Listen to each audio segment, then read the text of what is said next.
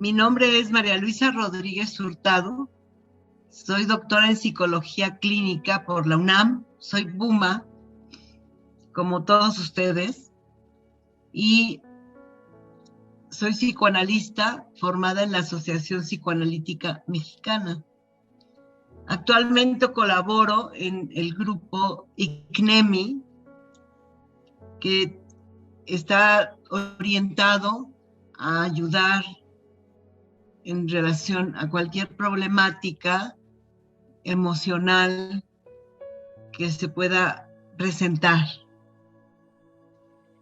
Para mí es un orgullo y un agradecimiento especial al CUC, porque yo formé parte del CUC, como ustedes ahorita lo hacen.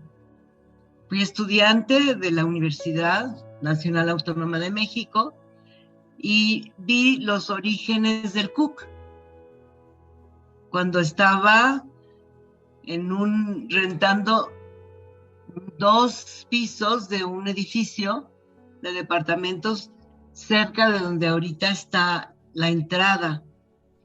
O no sé si cerca, la verdad no puedo ubicarlo claramente ahorita, pero ahí estábamos con una cafetería, una sala de juntas, los cubículos de los sacerdotes, dominicos, sabios, y por eso me es doblemente grato o triplemente grato, por un lado estar colaborando con el CUC y estar colaborando con ICNEMI y con la población de la UNAM que atiende el CUC, que viene a representar una especie de isla de tranquilidad y de paz en el desierto de la vida estudiantil universitaria, o en el torbellino, debería yo decir más bien. En esta ocasión, yo titulé mi presentación como Enfrentando una pandemia aparentemente interminable.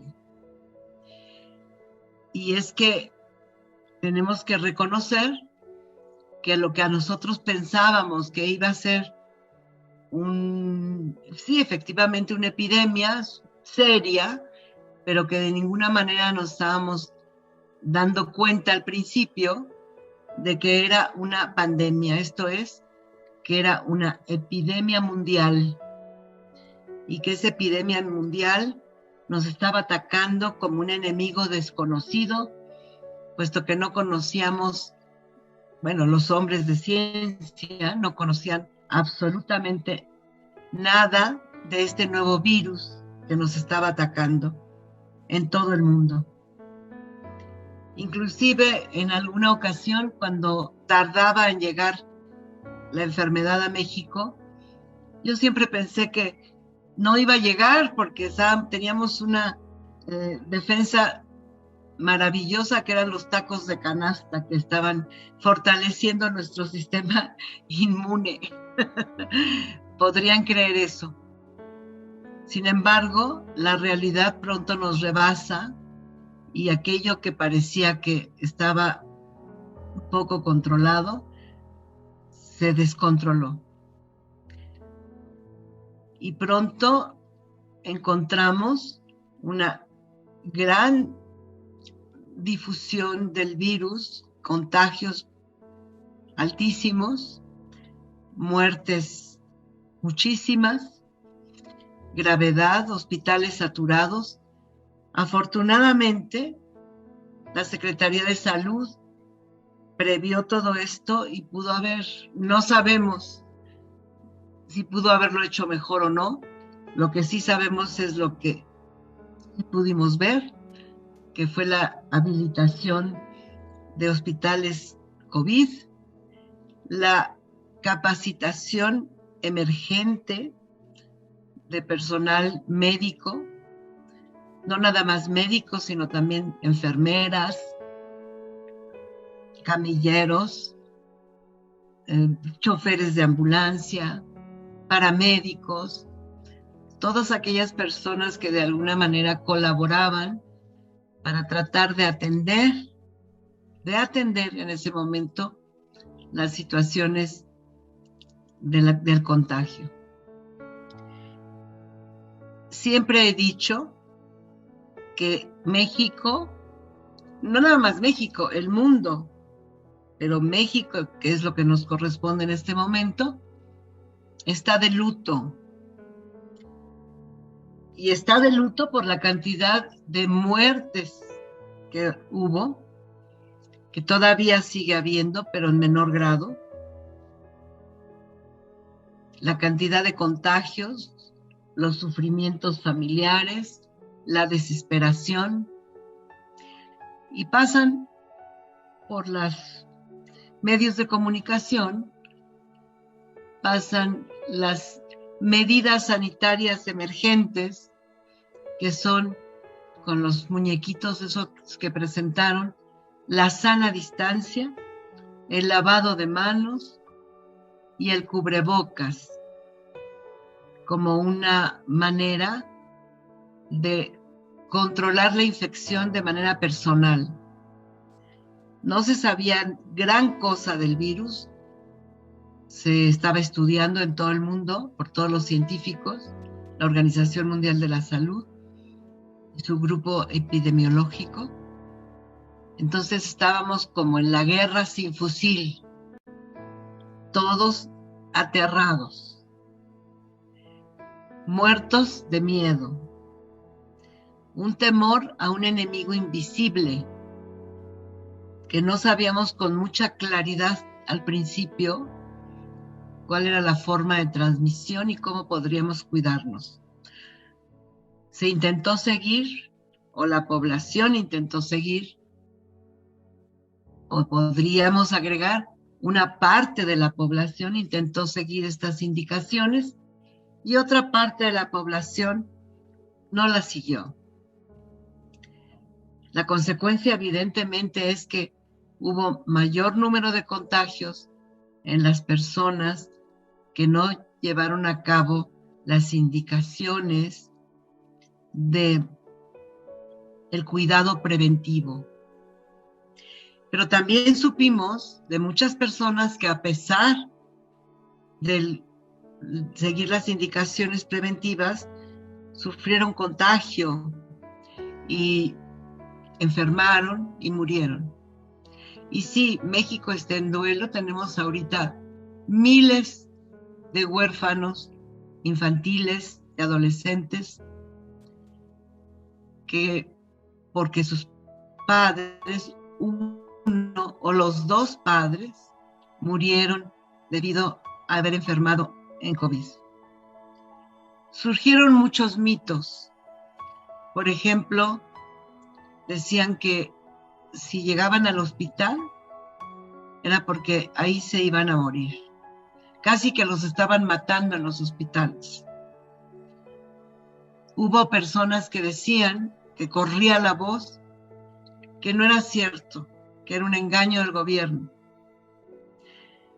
que no creían que hubiera una epidemia. Todo esto se fue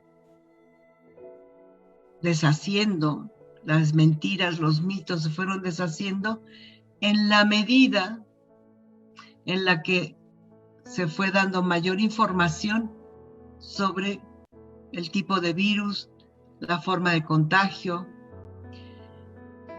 y definitivamente porque se fue estudiando más y empezaron a fabricar vacunas en los países que podrían hacerlo.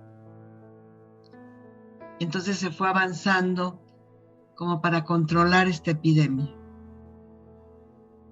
De todas maneras, yo sigo pensando que México sigue de luto por todas las muertes y las consecuencias económicas que esta pandemia nos trajo.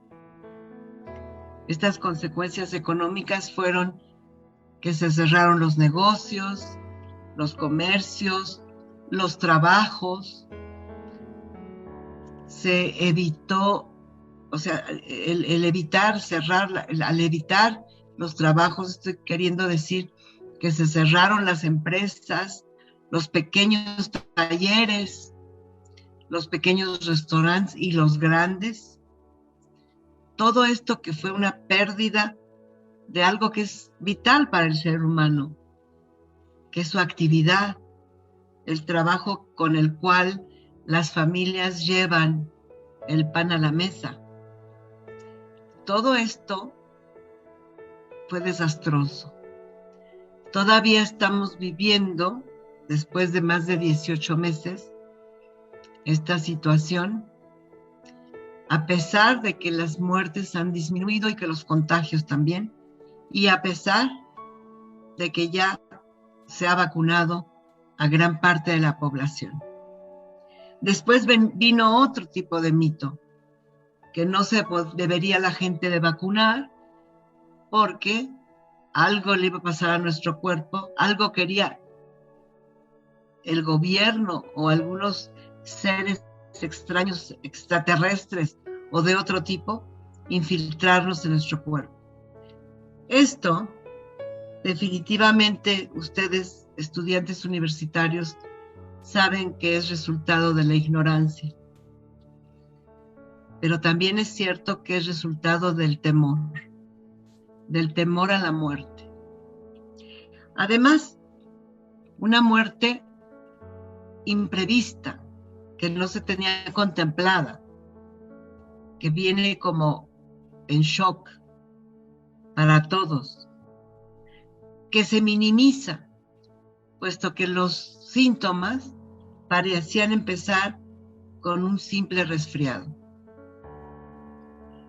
Todo esto, en realidad, nos hace reflexionar sobre algo muy importante. El impacto que esta situación a nivel individual, familiar, nacional y mundial hace en nuestras emociones, en nuestra tranquilidad, en nuestra sensación de bienestar. Vino otra cosa muy importante que sufrieron especialmente los jóvenes y los niños, que fue la clausura de las clases presenciales. Esta imposibilidad de acercarnos a los compañeros. Yo, que soy maestra universitaria también, doy clase en la Facultad de Filosofía, en la Facultad de Psicología. Tampoco podíamos asistir a ver a nuestros alumnos, a estar con ellos. Se dificultaron las clases. Gente como yo, que es bastante ignorante en relación al manejo de la tecnología, pues sufrimos mucho para poder estar en contacto con los alumnos y poder compartir con ellos nuestros temas de estudio. Este sufrimiento que tuvieron los jóvenes, aun cuando no hubieran enfermado, les lleva a una situación de gran tensión y de gran incertidumbre. Por un lado, la muerte de algún familiar querido, de un vecino, de un querido amigo, inclusive maestros. Esas muertes impactan en todos nosotros, pero cuando el joven está iniciando su vida en la secundaria, en la primaria, en el bachillerato, en el CCH, en la universidad, aumenta la incertidumbre que de por sí ya existe en todos los jóvenes de qué va a pasar conmigo cuando me incorpore al área laboral, cuando yo sea adulto ya, y tenga que formar una familia o simplemente responsabilizarme de mi vida totalmente. Si a esto le agregamos que el confinamiento obligatorio, aunque no fue, digamos, obligado por la fuerza, sino a través del convencimiento, de tratar de salir lo menos posible, de tratar de evitar reuniones, de tratar de evitar aglomeraciones. A pesar de haber hecho eso, este impacto del confinamiento provoca en jóvenes una sensación de desesperanza, desesperación, angustia, miedo. Aumenta la incertidumbre. Los jóvenes, por ser jóvenes, tienen este pensamiento un poco mágico de que por ser jóvenes no les va a pasar nada. Por ser jóvenes están defendidos, son sanos, tienen mayores defensas internas, el sistema inmunológico está alto y además a ellos no les va a pasar.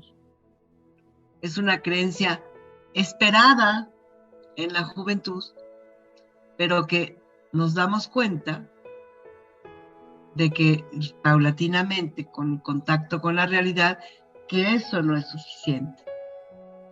Que en realidad los jóvenes son tan frágiles cuando viene una enfermedad tan grave como esta, como los adultos.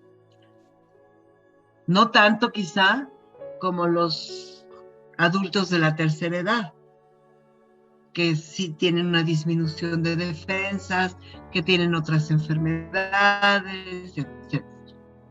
Pero si nosotros juntamos todo esto, si juntamos por un lado el problema de la incertidumbre de este enemigo desconocido para el cual no hay defensa, más que una prevención también incierta, si le agregamos a esto los duelos de las personas conocidas, queridas o familiares que se han tenido, si le agregamos a esto la interrupción de lo cotidiano en el joven, que es salir de su casa e ir a la escuela, ir a la universidad.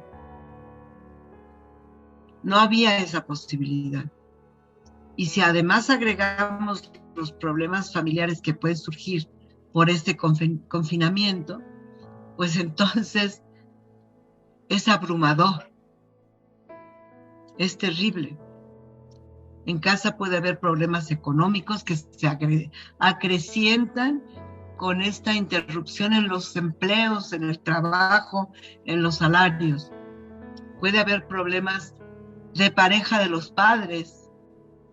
Puede haber problemas entre los hermanos, de los padres con los hijos. Aumenta la violencia. ¿Por qué? Porque aumenta la irritabilidad. Porque el estar confinados es equivalente a estar en solitario, pero en grupo. ¿Qué quiero decir con esto?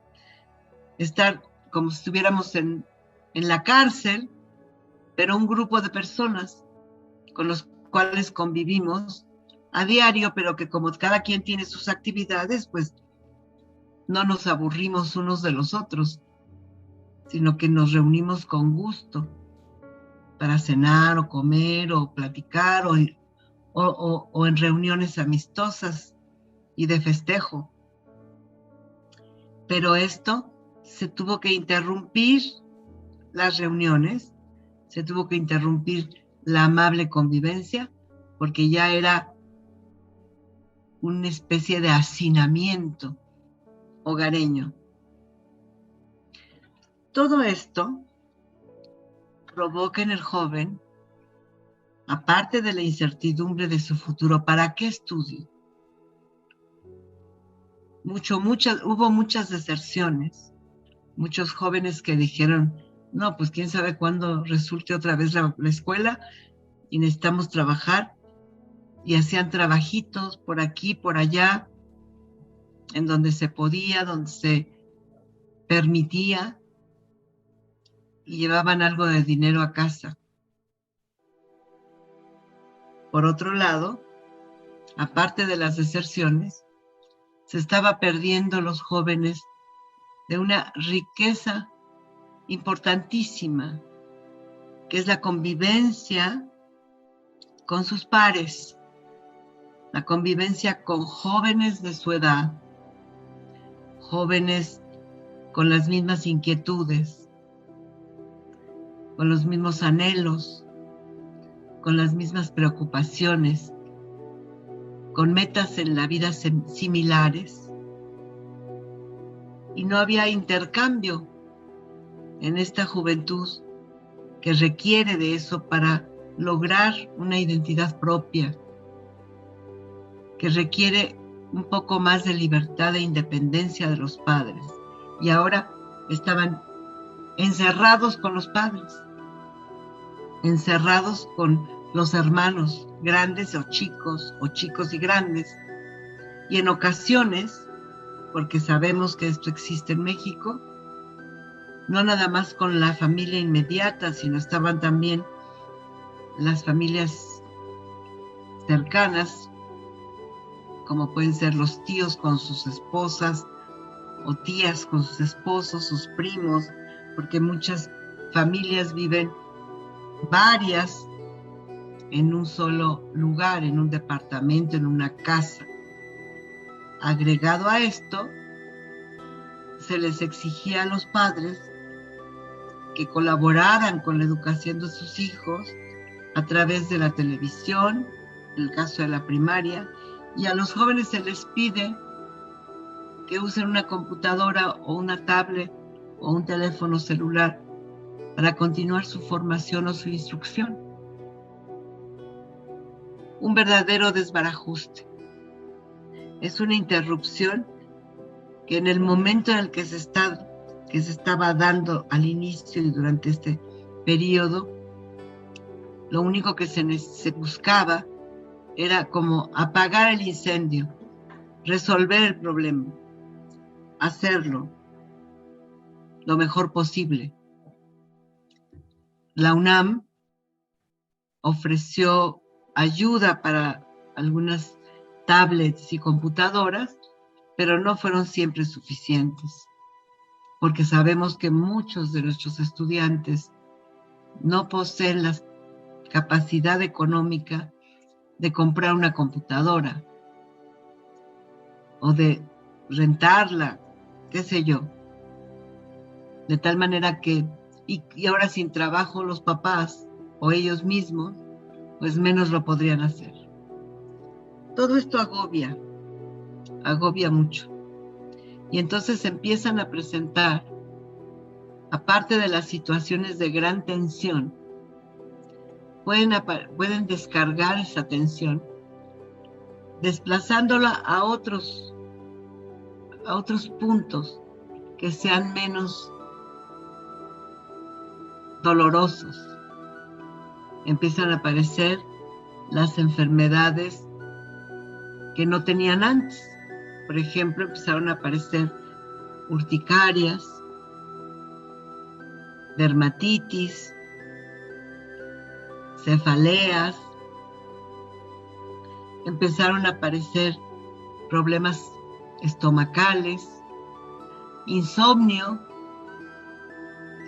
un aumento de la irritación que llevaba a explosiones violentas, o, por otro lado también, una necesidad de aislarse, de estar solos, no estar en contacto con nadie. Entonces hubo gente que se subía a la azotea por horas para estar lejos de la familia, o que se encerraba en el baño,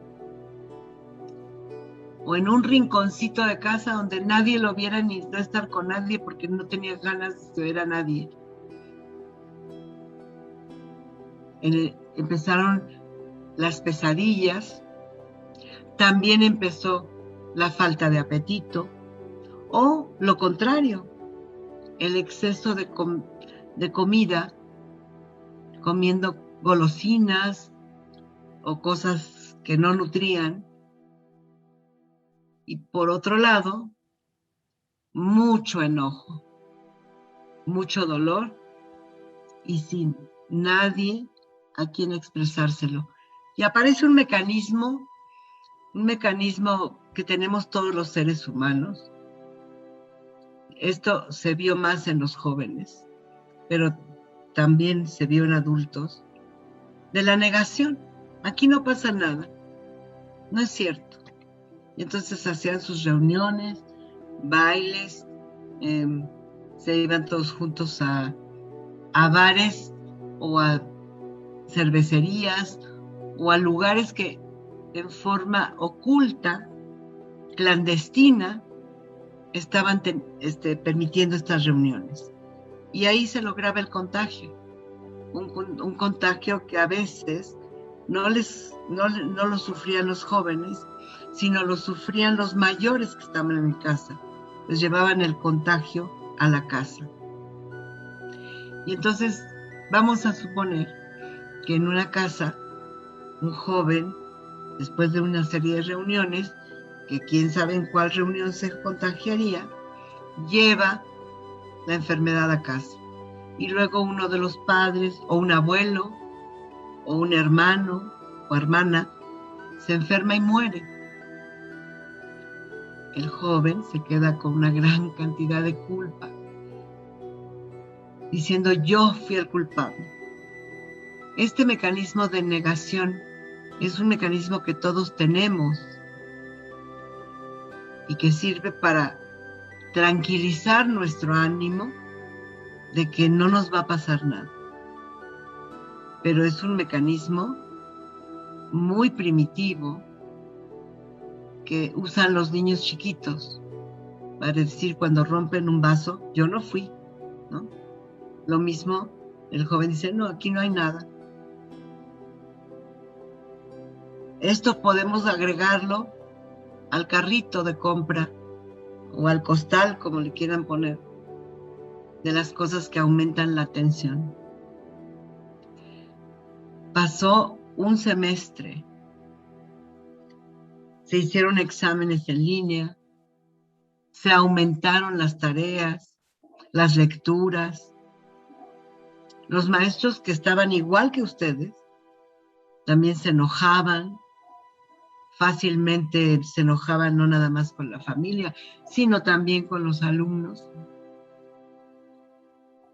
Entonces pasó un semestre, pasó otro semestre, y vamos en el tercer semestre, en donde todavía, a excepción de muy pequeños grupos bien escalonados y que requieren de laboratorios, seguimos en clases en línea.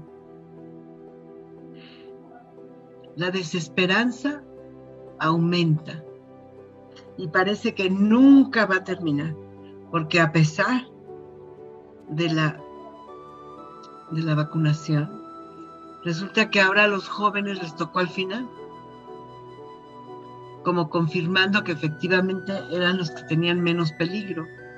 Y sí, hay algo de razón en eso, pero menos peligro no quiere decir ningún peligro. Porque últimamente lo que sí hemos visto ha sido contagios mortales en jóvenes, muy jóvenes, cosa que no está sucediendo con los mayores, que aunque se contagien ya vacunados, están saliendo adelante porque su contagio es menor.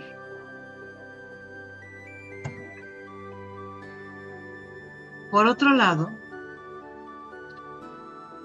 todos estos síntomas de los que yo les hablé hace un momento, de el insomnio, exceso de comer, exceso de no comer, exceso de comer, y lo que podríamos llamar una anorexia sintomática, o sea, el no comer, la falta de hambre, la imposibilidad de hacer ejercicio. Todos estos síntomas empiezan a pesar mucho en cada uno de nosotros. Algunos jóvenes y sus familias lograron algo creativo en este confinamiento. Podían hacer obras de teatro improvisadas, crear juegos de mesa o de familia de algún tipo, role-playing. Algo podían hacer. Pero no es suficiente. Los jóvenes tienen dos tribulaciones. Una, la realidad de afuera, que es la pandemia, la falta de clase presencial, el miedo a la muerte. Y por otro lado, tienen un mundo interno lleno de preguntas de la vida y algo importantísimo de la vida estudiantil. No pueden conocer muchachos y muchachas de su edad que además les lleven a convivir y finalmente algún día elegir una pareja para toda la vida. De tal manera que el impacto que esta pandemia, que aparentemente no termina, en realidad, aunque esté pasando, aunque ya haya vacunación, aunque ya esté más o menos entendida el mecanismo, la dinámica de estos contagios y de la vida con esta enfermedad y la previsión, a pesar de eso, pesa la realidad de lo sufrido, lo que realmente ha pasado, está pasando, y el impacto emocional que dejó en todos nosotros. Algo que salió a la luz en esta pandemia fue que empezaron todos estos síntomas de los que les estoy hablando y más, como miedo a salir. De pronto ya tenían miedo las personas a salir. Ya no querían ir a ningún lado. Que es lo contrario a decir aquí no pasa nada. Pero entonces se paralizaron.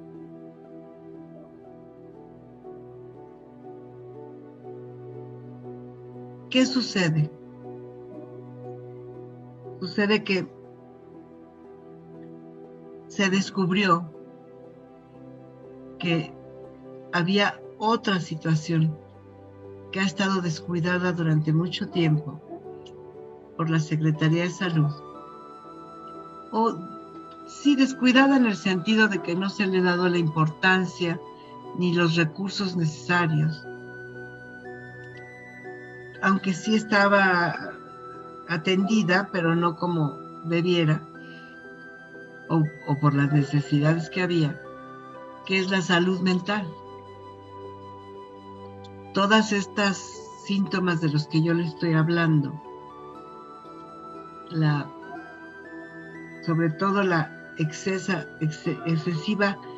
irritabilidad y la excesiva violencia, así como un elemento muy importante, el aumento de la ingesta de alcohol o el inicio de tomar alcohol para la relajación, para sentirse más tranquilos. Porque sabemos que el alcohol es un analgésico que nos ayuda a que no se nos quite el dolor.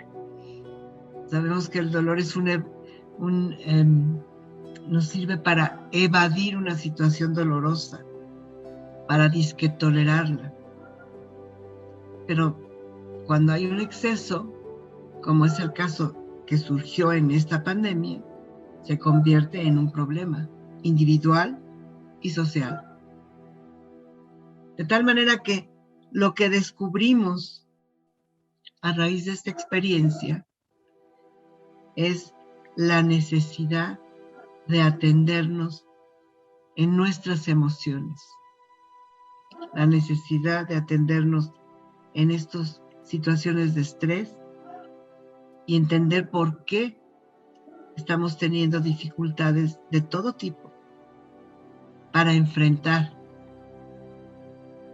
situaciones que antes ni siquiera los pensábamos.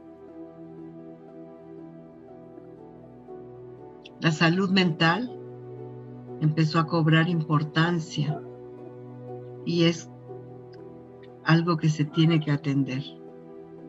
Anteriormente se pensaba que atender la salud mental era para la gente totalmente desquiciada, que estaba fuera de la realidad, y hasta decía un dicho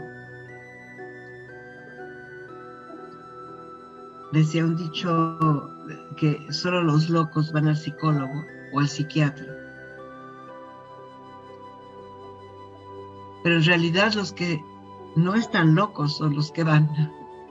Es como decir, me duele el estómago, no como resultado de una situación, de una somatización por causas de estrés o de tristeza, sino porque le duele el estómago a uno y no va con el doctor a ver qué es lo que le pasa, o no va a hacerse un análisis de laboratorio para ver qué pasa si tengo bichos en el estómago, no lo tengo, o radiografías.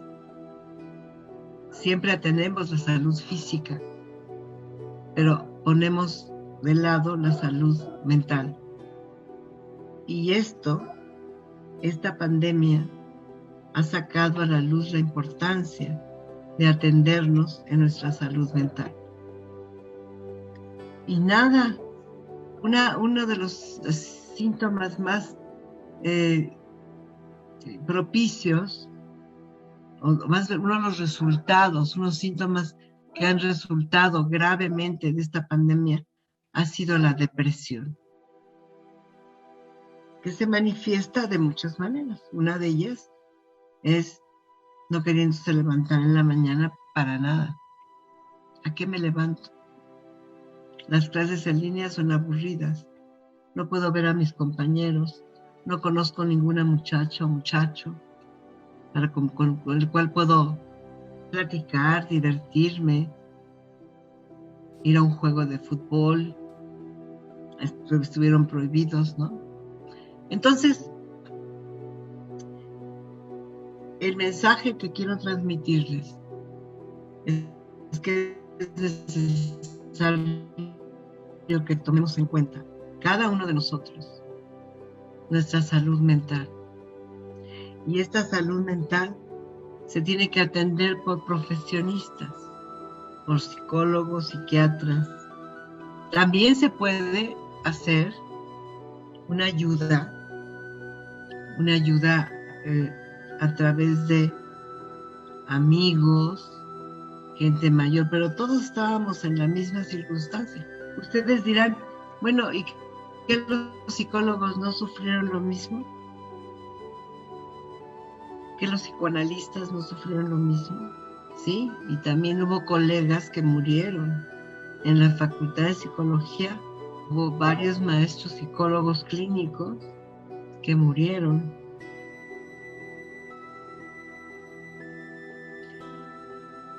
Los médicos también murieron y todavía la hay.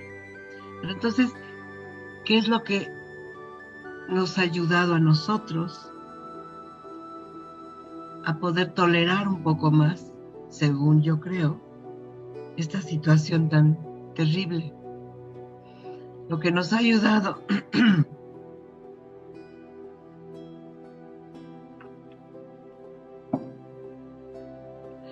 lo que nos ha ayudado ha sido, para empezar, reconocer el miedo a morir anticipadamente, el miedo a contagiarnos, el miedo a la enfermedad, pero básicamente el miedo a morir. Por otro lado, reconocer el enojo que provoca en nosotros la muerte de alguien querido, la muerte de un amigo, de un padre, de un esposo, de una esposa.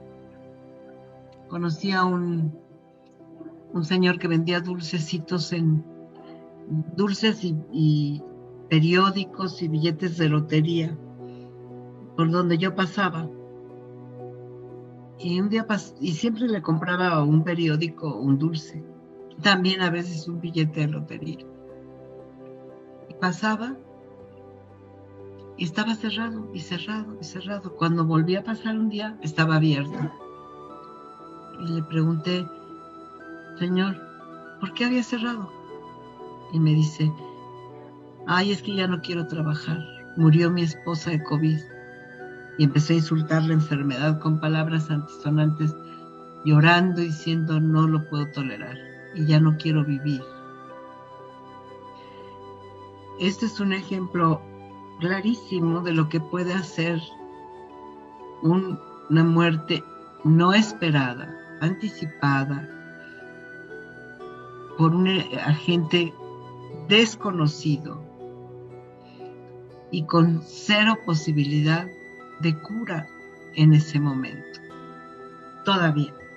Ya creo que hay avances al respecto, pero que todavía es grave. Esta depresión que me mostraba el Señor, que me lo dijo, que afortunadamente me lo pudo decir, es una depresión generalizada en nuestra población. Hay una tendencia, por otro lado, también natural del ser humano, de culpar a otros por lo que está pasando. Entonces, la culpa se le echa al gobierno, ¿no?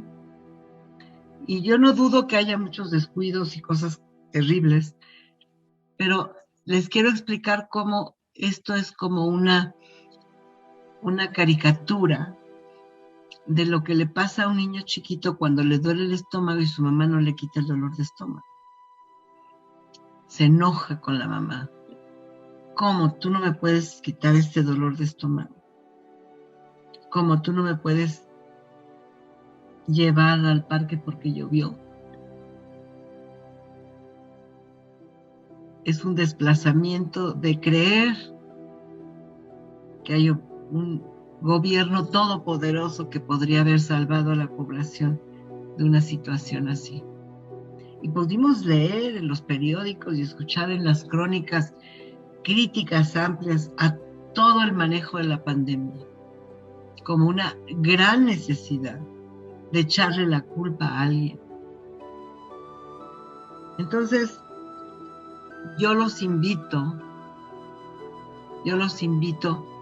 a que busquen ayuda para poder hablar del impacto que ha tenido esta pandemia que parece interminable.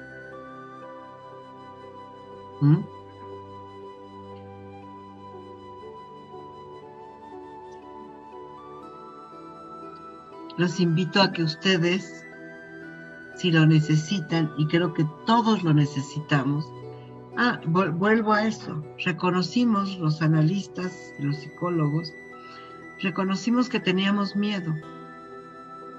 En la Facultad de Psicología, uno de nuestros colegas organizó con varios más y con todas las asociaciones de psicoterapia psicoanalítica y no psicoanalítica, porque existen otras áreas de trabajo que no es el psicoanálisis, otros tipos de terapia que no son psicoterapia psicoanalítica. Nos juntamos y se creó una red de ayuda COVID gratuita. Y estuvimos atendiendo a personas por teléfono. Hubo personas que requerían medicamento para bajar la tensión, para poder dormir. Esas personas las derivábamos porque los psicólogos no podemos recetar, pero sí podemos derivar a nuestros colegas psiquiatras que les puedan ayudar.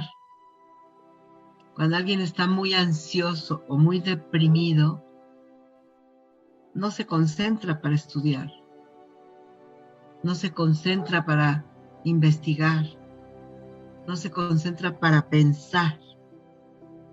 Y entonces se requiere de un fármaco que antes no existía para poder bajar la tensión, el dolor.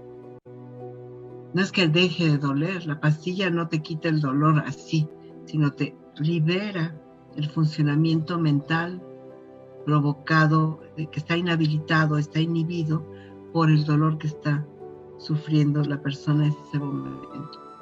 Pero no es necesario, no es suficiente nada más el medicamento.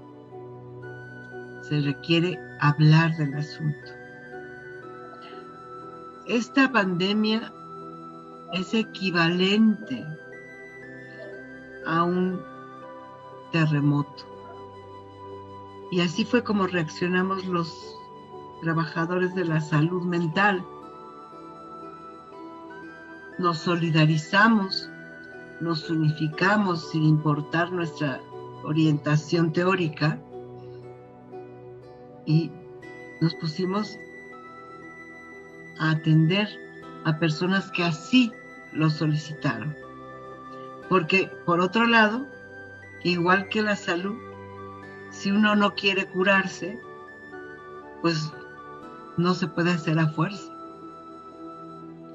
Entonces hay que solicitar la ayuda para sentirse mejor, para sobrepasar el dolor, para sobrepasar el duelo y el enojo que nos ocasiona, que es curioso porque el enojo es resultado también de nuestra impotencia. No podemos nosotros, grandes seres humanos, que el hombre que ha ido a la luna, que tiene transatlánticos, que ha construido edificios altísimos, ese hombre estaba imposibilitado de evitar esto, de evitar esta muerte, este contagio. Y eso provoca mucha rabia, porque nosotros somos, el ser humano es muy presumido de sus potencialidades, de sus capacidades. Y nos vimos, si ustedes quieren ponerlo de esta manera, humillados por nuestra inhabilidad, nuestra impotencia para salvar vidas, para curar gente, para poder seguir trabajando, para poder seguir estudiando. Entonces, esta es una manera, esto que estoy haciendo ahorita con ustedes, es una manera también de lidiar con el duelo que sufro con ustedes por las pérdidas de vidas de este país. Hay muchas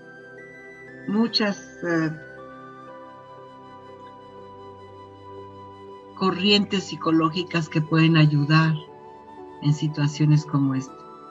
Yo nada más les puedo hablar de las demás, pero realmente lo que yo tomo partido es de la terapia psicoanalítica, sin menospreciar los otros tipos de terapia.